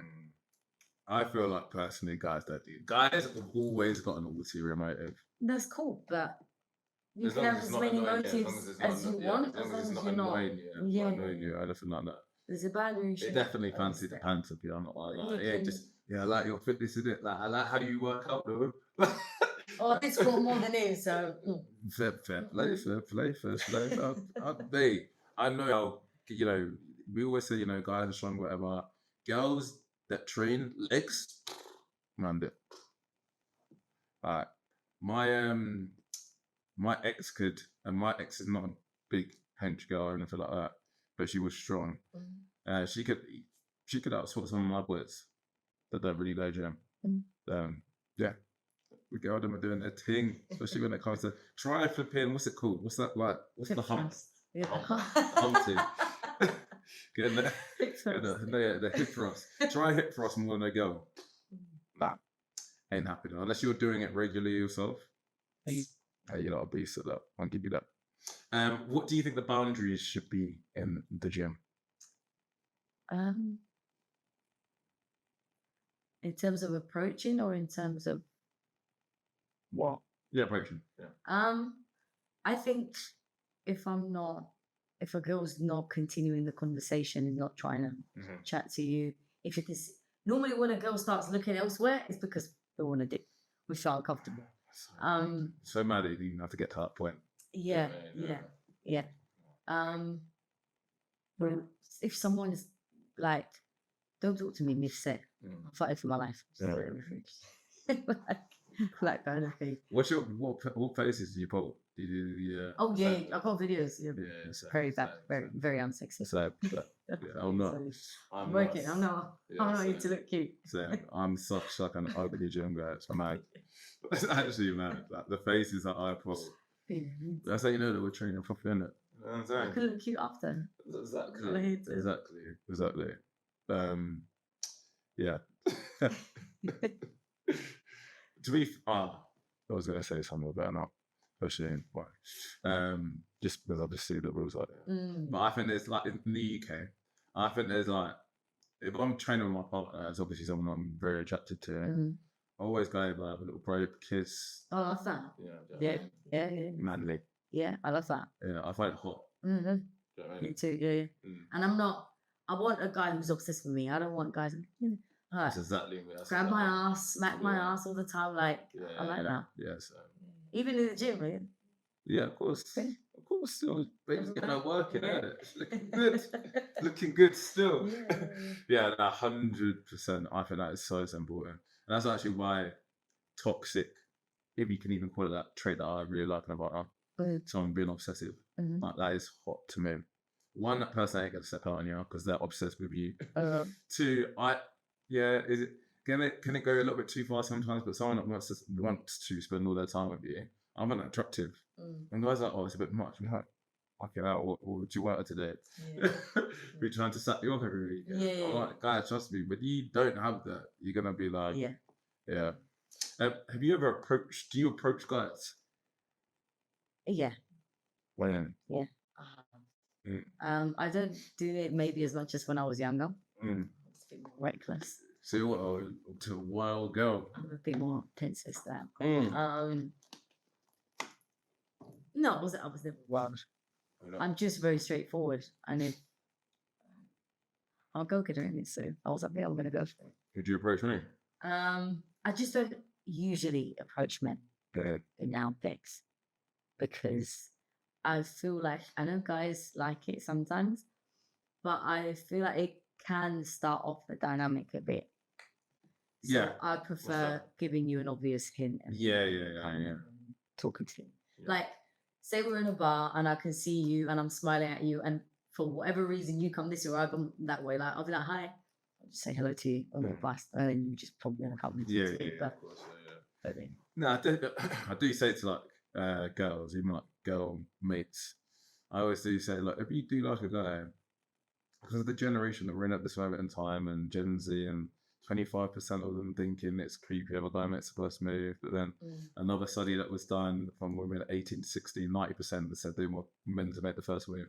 So everything's very, very jarring. And then what they're on the socials, some guys have just gone within themselves.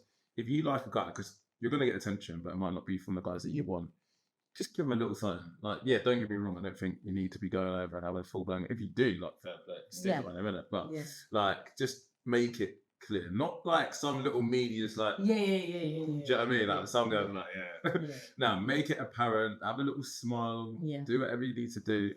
Because then at least he then knows as a respectful guy. Okay, cool. He can, shoot. I've had that conversation with my brother actually, because my brother's turning 26 now.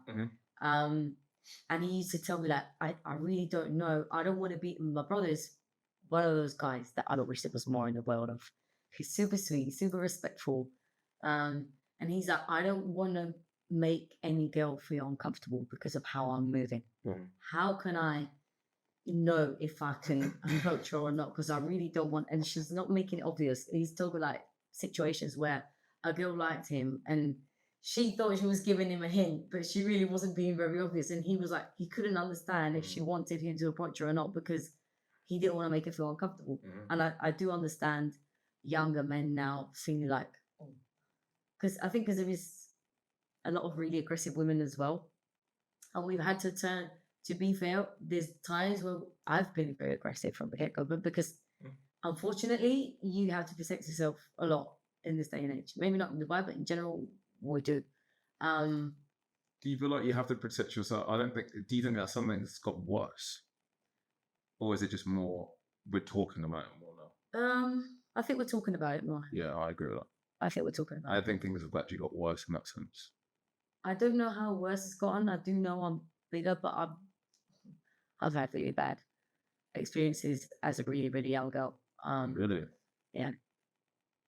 Really bad. So it's not something that's new. Good. I just think it's all spoken about, thankfully, nowadays. But I can understand why guys hearing all this are going, oh, I want to get this taken. Yeah. And obviously, I don't want to delve into something that's too deep for you. So I'll respect that. But what, like, roughly was the scenarios? I was 9, and I had 3 guys put me into a corner down the street, and they were touching me all over the place and didn't go any further because a neighbour came and stopped them. I was 9. 9 years old. Where did this happen? In the city, downstairs from my home. Older men? They were like, they must have been like 16. Right. And then when I was 14... Did anything happen to them? I don't know. I don't think so. I remember this. I've got very vague memories because whenever I had a situation like that, your brain just suppresses it. Yeah. I just remember running and telling my mum, and I remember then thinking I wasn't being serious, and that was it. But, yeah. They didn't believe you. No, they didn't believe me, but they were like, "Oh, I remember my mum running, but they had gone, so that was it." And then when I was 14. I don't say this here. I had a person who was double my age try to put me in a corner and try to rape me. That didn't happen actually. I can't explain the relationship I had with this person, but yeah, it was. What do you mean the relationship you had? So he was a teacher. He was a teacher. Yeah. What the fudge? Some people, I mean, Matt, well, I'm sorry that happened to you. Okay. But I appreciate you for telling us because it's good to have some insight on some of these things that happen. You know, it's very, very easy to get caught up into seeing a lot of videos from one perspective. You know, like as a male coach, it's even like I see like people are like criminalizing men or demeaning men and have these world views, but we don't hear enough of these stories, which we do need to hear. Do you know what I mean? And a lot of the time we see like the stuff that's stupid, like girl going to the gym, filming her set, and then being like, "Oh look, he's popped over. I'm being harassed," and it takes it away from these kind of serious. Like that's absolutely nuts. Flipping nuts. I think the worst part as well is I don't know any woman in my life that hasn't had a situation like that. Yeah. Or being touched on public transport. Ask any girl that you know. Everyone's had their ass touched on the underground, on a bus, on paid. Yeah, I mean, like, I'm acting naive, I guess. Like, public transport is nuts. Countless times. Lots. Countless times. Lots. And then what? Do you just feel like a lot of this stuff just gets completely unreported? Yeah. Man. It's scary as well. I'm not the kind of one that gets scared, but I've seen myself in situations where I froze because it's dangerous. Like a man could kill me with his hands. Yeah. And yeah, I'd be tough and strong, but it's survivable now, isn't it? You just freeze and it's really frustrating because after a while it's like, what did I not do?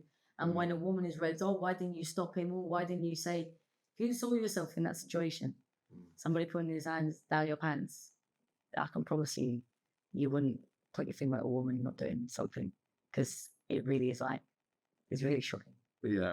No, I think the times where I've been critical when I've dated somebody that's been in an abusive relationship, because I went through like this weird 2 years of everyone that I was dating like had been in some sort of abusive relationship. It was strange. It wasn't fun to deal with because obviously that person is affected. Yeah. So that comes out too. But obviously if it's someone that you like, and you know, there's probably, and this was an L on my part, I was obviously being a little bit like, because I really liked the girl, I was annoyed that the whole situation happened, that I couldn't do anything. But I was just like, why? Like, I understand what you're saying, like, yeah, it's freezing in the moment, but I mean more like an abusive relationship. Yeah. When someone's actually beating you up like a number of different times, why do you not tell anyone? Why do you not tell your dad? Why do you worse? Because your life is at risk and you think that they can kill you. Like,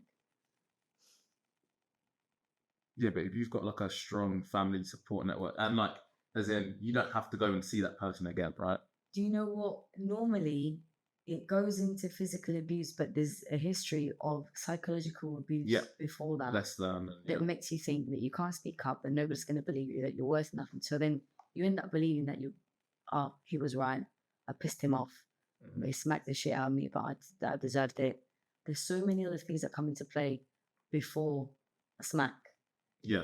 That makes a woman feel like she can't speak up. And that's why so many of them are trapped in those situations, because they genuinely feel they have nowhere to go. Yeah.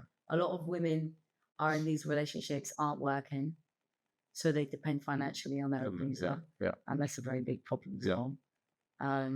So there's a lot of factors. See, that makes a lot of sense to me, and I 100% get that. I'm talking about girls that have actually got a good family network, or they've got like one girl that I was dating at the time. Her dad was a police officer.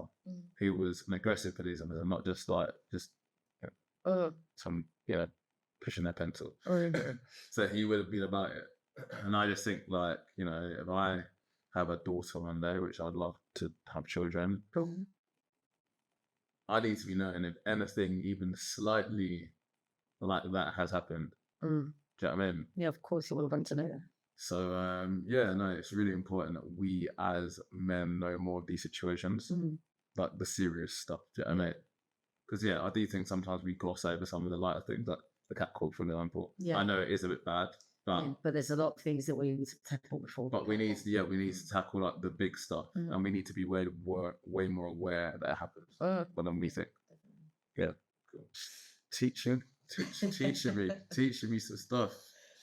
Do you think women sometimes misinterpret awkwardness as creepy? Maybe. What is awkward? Because I was like moving to you just bare shy and awkward and not confident. That's so sweet.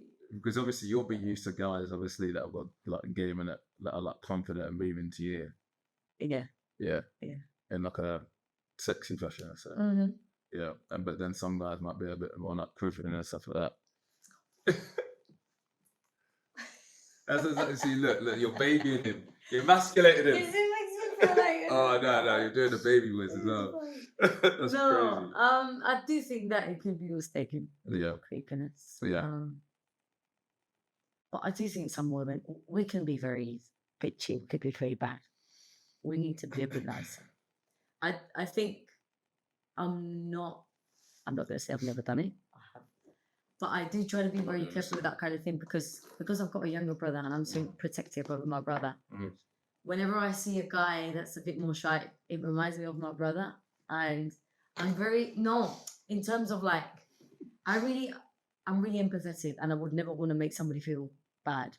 So if I can see that you're struggling to speak to me, I might not be interested, but I'm not going to be horrible and I'm not going to be like, I'm probably going to be more rude to a guy that comes up like this than a guy to come in a shyer way. Yeah. Okay. Interesting. So you said dating in Dubai. Oh, well, and I agree with you. Why, from your perspective, is it so tough in these streets? I think, there's a lot of people that come and go or come on holiday, so it's harder to find people that are here mid-long term and in the mindset to have a relationship. I think it's also complicated because of the nature of what everybody comes in to do, which is work. And people's schedules don't always work.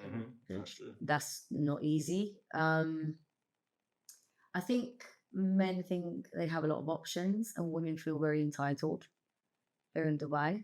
That makes it very complicated because guys will have a good woman paying attention to them and they'll automatically see a BBL and go kind of situation. And girls will have a good guy and some stupid dicker with more money will come up and they'll go, Yeah. working. Yeah, that's true.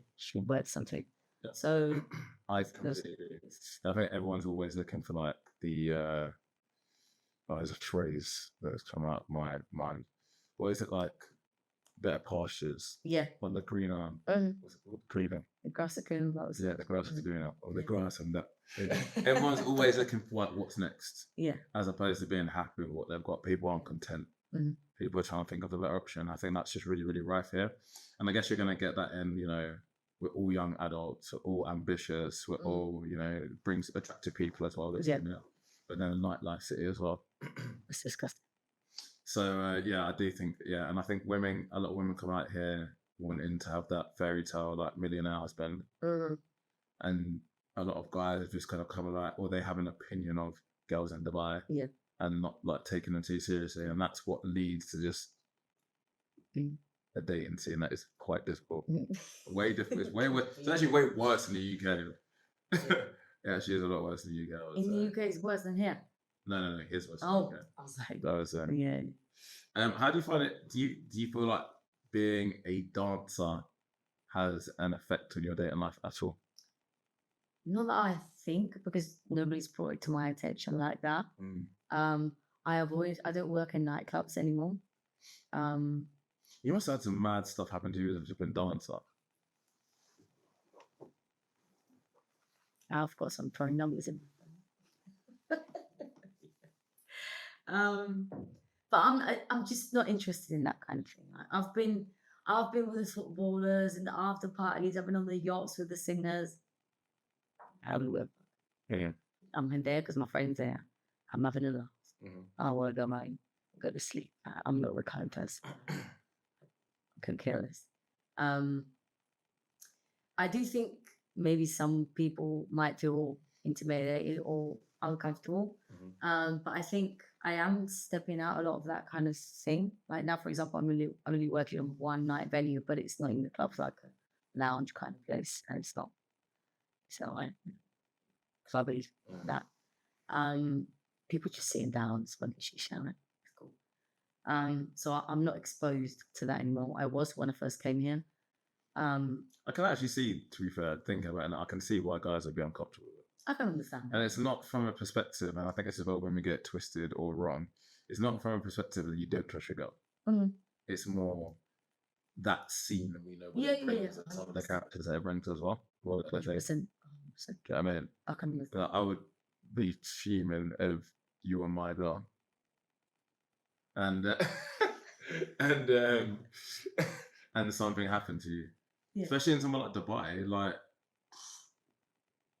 you do something mad, you finished out here, like this techie, actually very, very techie. Yeah. But then I'd also want you to be honest and tell me about anything else I've done. Yeah. Do you know what I mean? So techie. It's actually so techie. I just thought about it now. I think it's really important as well, because I've been in this industry for so long and I've worked in the biggest clubs here and there. It's all the girls that I know, we don't really give a fuck. We just go, we do our job, we have a laugh on stage, and then we go home. I've never seen any girl go to any artist hotel, but we don't do that. I'm talking about my colleagues. The girls that I work with. No, nuts. I see more of that in the girls that are going to the VIP tables. There's a lot of that. Yeah. But I think us, because we're very in touch with that and we know that most of them are a bunch of dickheads. They just want to show off. They get girls. They're like, yeah, we might take pictures because he's an artist, we like his music, whatever. But we're not really interested in that kind of thing. Realistically, like, we're there to do our job. And I guess you're also around it so much. Maybe there's a lot of that as well. So what does a guy have to do to impress you? Because you know you've done the higher life and all that now. No, you're saying that you don't care about that kind of thing, but what is it? I know you said that you'd have to go for a coffee date. Yeah. But what is it you think that pushes a guy over the line for you? And they're thoughtful. I really value consistent communication. So as a busy person, I don't expect you to be texting me 24/7 because that's bad. But if I'm getting to know you, I do like to feel that you're present in my daily life. Like, good morning, have a good day. I'm going to do this today. What are you going to do? Like that kind of stuff. I like that. Attention to the detail, I think, is important for me. It's not that deep. Just pay attention. Ask how I'm doing. Yeah. I don't know. Is that it? That's it. That's it. Yeah. What were you expecting? No, I just said, What but kind a lot of guys could do that, though, right? But then again, it doesn't mean that happens. No. Yeah. That's right. That's right. Because I would say, like, What I kind love of response thoughtful would girl. you expect? I was actually just, I didn't have a clue. Okay. I knew you weren't going to say anything flashy. I was it's not in your nature, but I wanted to know what you're going to come out with. I thought it was going to be thoughtful. Yeah. I would say thoughtful is what's like. It's definitely made a difference between a girl that I just think fit whatever I like and someone that I actually want to take seriously. Yeah, and just really prioritizing you is very attractive. What do you think that men get wrong about women? Like yourself. One of the biggest things that I've had a lot of conversations with my best friend about this lately is we're more complicated than you, but you make us more complicated than we are. So if I'm getting to know you and you do something that I don't like, I'm going to give you an explanation of why I don't like this, why this makes me feel this way. Please, next time, be more attentive. Over. I'm giving you instructions to what upsets me, why it upsets me, and how you can make it better for next time. Yeah, the face is changing there, by the way, guys. But just the face is changing. I'm seeing exactly what I see on the Instagram stories. It's actually bad. I can see the face heating up. No. So it's like I'm giving you all the information for you to, I don't expect you. Yeah, I don't expect you to read my mind. But if I'm telling you this upsets me, why are you not taking that into consideration? So what you're saying? The guys like moaning and the fact that you are. No, I think it's more a case of not paying attention. I've had that a lot. I cut guys off like this. Easy out. I get one strike with me. One strike. Yeah, but do you not think that's you just being too rigid? With certain things, I can be a bit more flexible. But say, like what we said about not texting me in a day or two. Right, I'll give you do that once. I'll let you know. This upsets me. I don't need you to be 24/7 messaging, but it's okay. And you're going to do it again? What? Because it is what it is. You're done. No, like, what are you taking the piss for? Not with me. It's not going to happen. So, yeah, I think or at least the kind of women that I am around, we're quite communicative. I'm very communicative with the guys that I date. I will let you know what I need because I don't expect you to understand. Every woman's different. But if I tell you what's important for me, what I like, and you still don't pay attention to that and do what the fuck you want, what we're doing. It's like if you tell me, I don't know, my love language is words of affirmation, and I don't make an effort to give that to you because I know that's important. One, do you even like me? Well, every single guy, pretty much 95% of men. Everyone's his physical touch. I know, but I said whatever. I know you said it. But I'm a very affectionate person, so that's not something I would have to work on. Maybe I would need to work. Imagine yours is, I don't know, acts of service, and that's not something that comes naturally to me to do. I should make the effort. What? Acts of service. Go. I think that's mad. It's a premise. It might be made that one that cooks me. Well, I can understand why a lot of women are like, do you know what? Guys are more feminine. I get it. I get it. That's crazy. Don't get me wrong. I do understand. I can understand them wanting, the girl to take care of them in a certain way. But I think there has to be a balance, and there's a moment for everything. Yeah. So a guy expected you want me. I've had a guy ask me to cook for him on the second day. Pop's not coming home on the second day. It's too much. So you can. I think the way I view it there has to be a bit of courtship at the beginning. You can't expect me to start acting wifey on the second day. Yeah. Yeah. Because unfortunately, I've done that. And a lot of guys just take the piss and they get too comfortable Yeah. when you start acting like that. So, in my experience, I need to be a bit like this. Yeah, I guess you were saying it based off your experience. But Yeah. all I would say is don't let a couple bad apples turn away There's some. been a couple bad. All right, don't let bunch don't, of bad apples. don't let a bad apples ruin the whole apple tree. Mhm. Because yeah, like obviously as men, we do find it attractive when women are super feminine or they are super like soft and stuff like that from a love sense. So yeah, I would just think because I obviously know, and I even hear from women now admit like how hard or strong they feel that they have to be. But it's like if you want to be, let's say, especially girls that want masculine guys, like just try and not let just because something didn't work out in the past. It's like men, we have to do rejection all the time. Yeah. Just because something didn't work out in the past, don't let that affect how you move to up to the future. No, and I do work on that a lot because I don't think it's fair to say I'm getting to know you. It's not fair on you. Whatever I've experienced in the past is not your fault. I shouldn't put that on you. But I do think as women, we need to draw a barrier. And I need to see how you're moving before I start doing all that. I'm not just going to do it randomly. Yeah. What do women get wrong about men? My slide just comes out. I'm thinking so. Doesn't it? I'll ask you that when you sit your camera. 100%. What do women get wrong about men? I think the physical touch thing is something that we take wrong. I listened to a podcast lately that spoke about how important it is for men, the sexual aspect of things. Yes. For you to feel loved and to feel appreciated. See. So I do think there has to be, again, a balance there.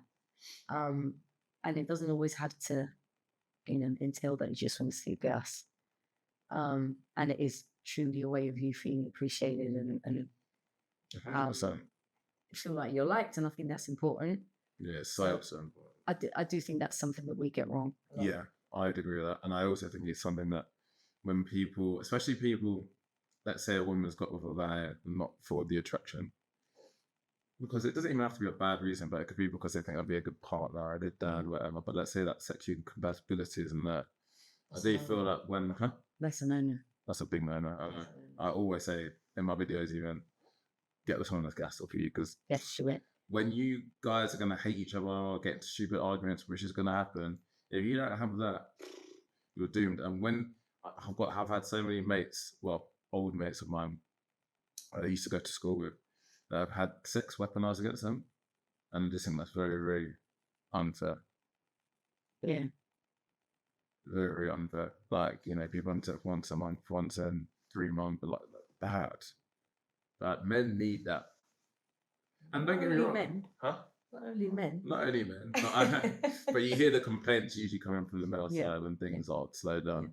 Usually women can get a bang whenever they want, realistically. Do you know what I mean? If you're an attractive girl. So you're not short of guys that are more than happy to have as much sex as you just want.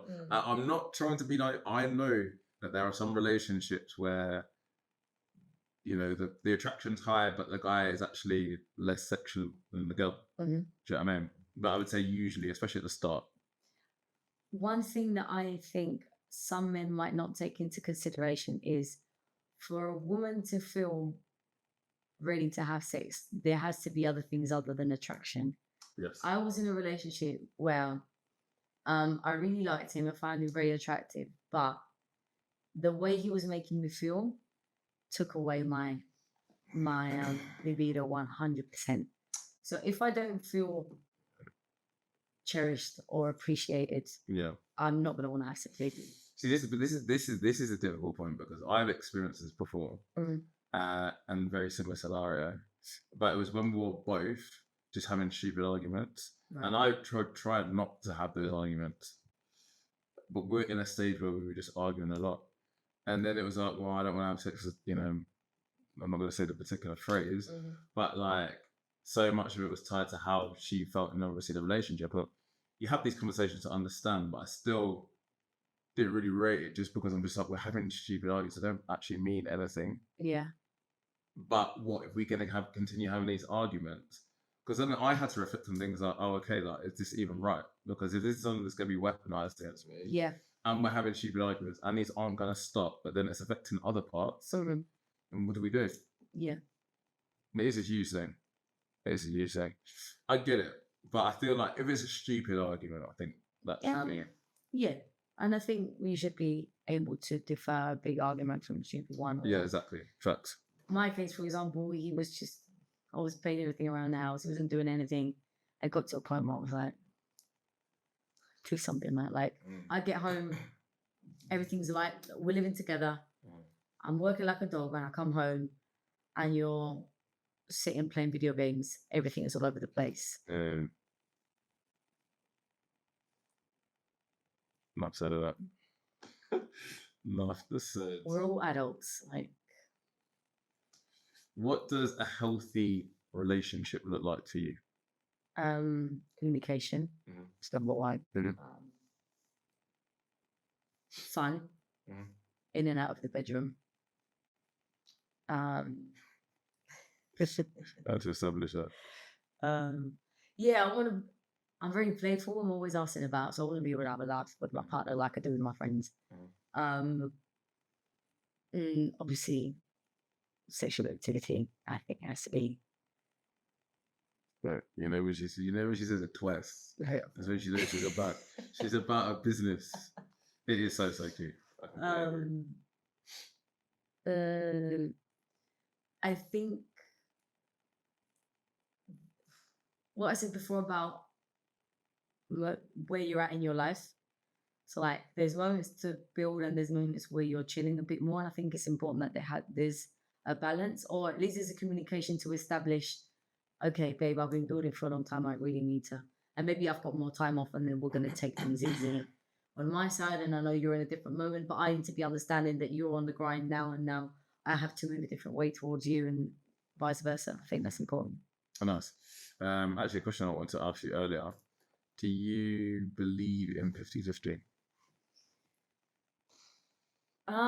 I've been brought up with that. And that's what I've seen. So I don't know. I want to know what to tell you. That's a big question for me over the past maybe year or so of my life that I'm trying to discover, because I've changed my ways a lot in how I relate to men. I don't think I could be comfortable sitting at home and my man doing everything. I would want to contribute in some way. I think it's balance as well. If my man makes a lot of shitloads of money, my dad didn't make as much, obviously. But there is, I think it's probably how I've been educated, is that fear of if I depend on you and something happens, I'm left with nothing. How does that make any sense? I don't understand when girls say that. So like say we get married. Yeah. And I'm not working and I'm depending on me. And we decide. Oh, no. So, no, I get that. That's different. Right? That's not working. I'm saying 50-50. What do you mean? 50-50 means you pay for something, I pay for something, you pay for something, or we're splitting bills. Within the house or within dating? Everything. Dating, let's say, because a relationship's probably a little bit deeper. But like that, you're dating to get into a relationship. So dating, I don't believe in 50-50. I believe there has to be a bit of something. I do. So like, for example, after a few days, I'm the kind of person, I will invite you over, I'll order the food, or I'll cook. I'm not going to 100% always be like this, because that's not in my nature. But asking them to pay for a bill on a second or third date is fine. But why is that bad? Bear in mind, you said that you grew up with 50-50 and you're such a base woman in terms of the way you things. Money is not that important to you. No. Yachts are not that important. I'm gonna keep going. Money is not that important to you. You just want to be this emotionally intelligent guy who's also strong. What I said at the beginning about courting, I think there has to be a bit of that in a process. Okay. But I am the type of girl that eventually I would want to pay for something, and I want to do something for you as well. I would, as I said, I don't think I'll be comfortable. I still feel uncomfortable till this day going on a date and waiting for the guy to pay the bill. It makes me feel uncomfortable, and I've had to change that a lot because in Spain that's a cultural thing. People split the bill constantly. Yeah. Right. So I had to look into the way that I related to men because of how my last relationship was. And I realized that's not what I wanted to have. So you had someone paying for everything. I was paying for everything. So I got to a point where I was like, I need to take a bit of a back seat because I'm tired of being the man and the woman. So like, yeah, I don't really anymore. Not 50-50. Yeah, I mean, like my views on it is that we're not splitting bills in that sense. Girl, and obviously, the guy and you've asked the girl out, and she your responsibility to pay for that day. Yeah. But like, I think my boyfriend at best, he's married now. He's a big influencer, and he's like my biggest ick kind of girl is a stingy girl. Yeah, and I say that's definitely up there for me as well. Like a girl that just thinks you should, the guy should just be paying everything. It's just it's just it's very unsustainable. Yeah. Because I always say this point in a broader sense that women now actually out earn men in their 20s now in the UK, in the US, but then still thinking that the man should pay for everything and how quick dating is. I mean, we're all, in this generation dating multiple people, which is not good. But if you're just paying for girls constantly, you ain't gonna have no bread left for yourself. Do you know what I mean?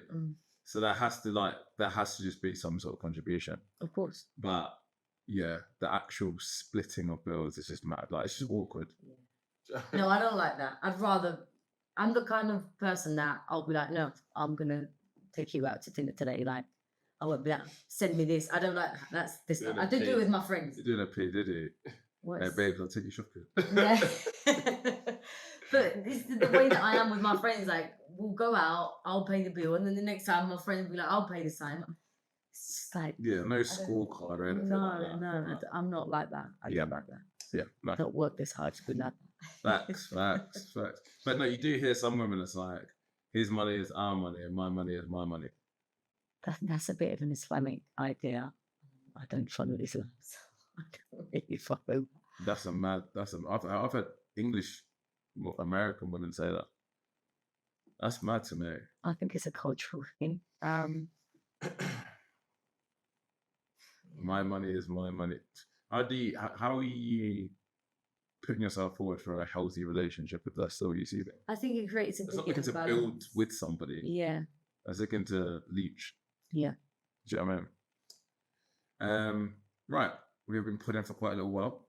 So on to the final last couple of questions. Okay. What's next for you then? Mrs. Career, dance, coaching, you doing it all?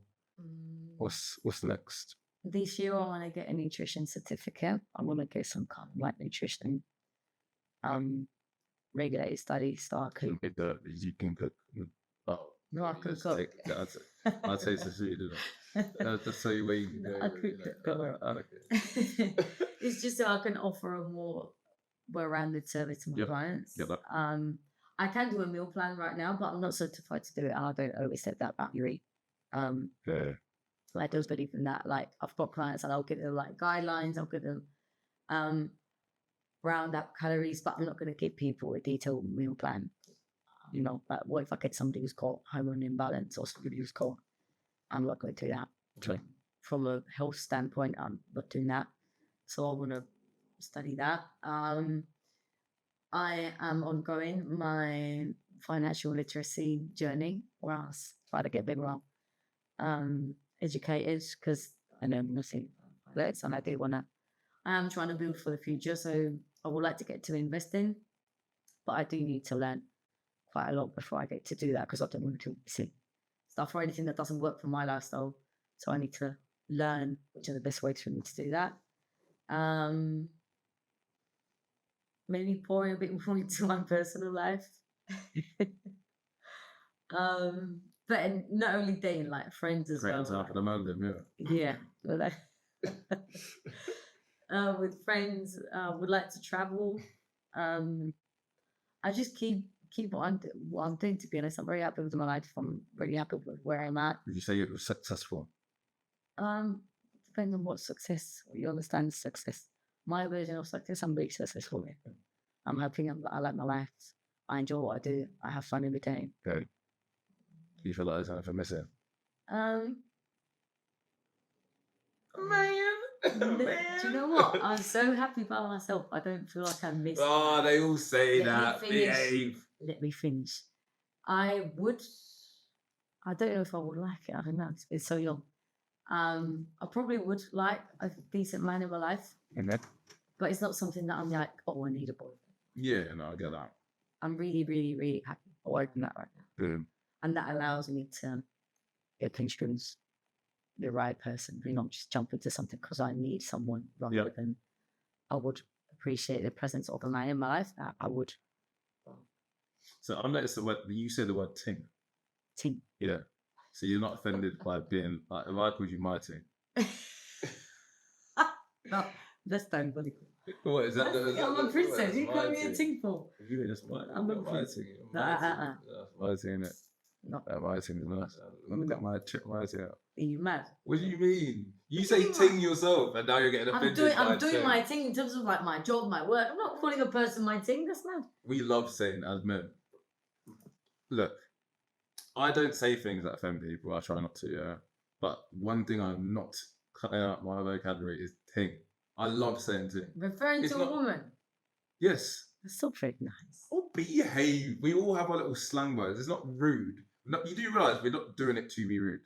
No, yeah. It's like someone saying bird, for example, in London, and some people get offended by, but it's not. I don't find it offensive. It's just like it's not the nicest. It's my bird, isn't it? It's bird. It's bird. What I think I could live with that. What I can't live with American men calling their women my bitch. That I think that is. That's you calling me that, I'm slapping you. Yeah, that's great. So look, I can be understanding, but let us have our little. But this is sometimes I feel like we're trying to police men. No, let men have our little shits and. I'm not telling you not to say. I'm telling you I think it's a bit mad, but that's fine. We do you. You're a drunk man. If we're dating, no, but that's my thing. My thing. What? My thing. My thing's looking good, you know. What? You can't complain with that.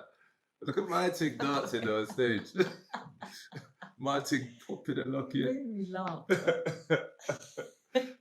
No, but I do feel like we do police men. We have tried to make things that we just enjoy seem bad. And I think we need to stop. There needs to be give and take. Some things are, need to be nipped in the bud. Yeah. But then there's some things that I think we just, try to make a bit of a meal over. Like us saying our little phrases. Even the rating game. What? Like how you'll give a girl a number on like based on how attractive she is. I don't think that's a bad thing. Women do it in their own. I've spoken to women and I've heard how you guys describe things. I think one thing that women do that I don't like is when we do something, it's fine. When a man does it, it's not. 20 plus of them. That is my biggest pet peeve. Let's what you feel like this? You feel like this in a relationship? I think that's a little bit much, or I don't know about that. But then I'll do something myself. Oh no, it's just normal. It's just normal. That's just a relationship. We need to judge everybody at the same marks. And it's good ratings. Right? It's not me asking for something that I'm not willing to get. That's a bit mad. Facts. I agree with that. You need to be fair. Last question. One thing you wish people understood about boundaries is it's been quite a big talking point and something that I've seen you discuss in your stories. I'm sure there'll be more stories. Look, right. Kicking up in the car. One thing. Right. My Spanish side is coming up. My Spanish side is coming up. Wait till I do the stories in Spanish. Look, big man. Big man. I've got no business saying that as well. I don't know Big why I man. say it. Hey, big man. I've been watching too much Chicks and News, I swear.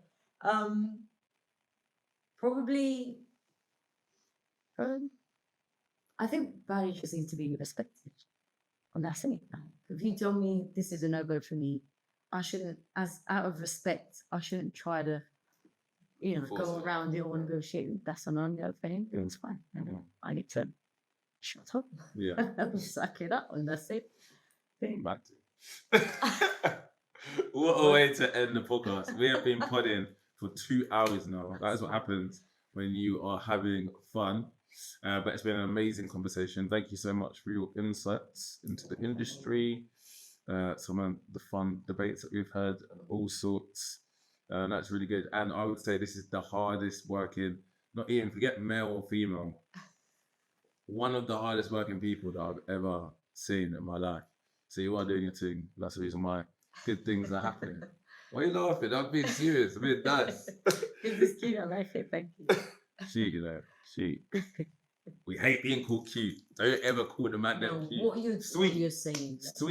Oh no, yeah, that's alright. What We can say something that's cute, but we ain't cheating. Yes, Big man. You're big. Big man. Right, you're saying that. Oh goodness. Physical violence is crazy. Right, guys. Amazing episode. Hope you enjoyed that. A lot more quality content coming. Peace.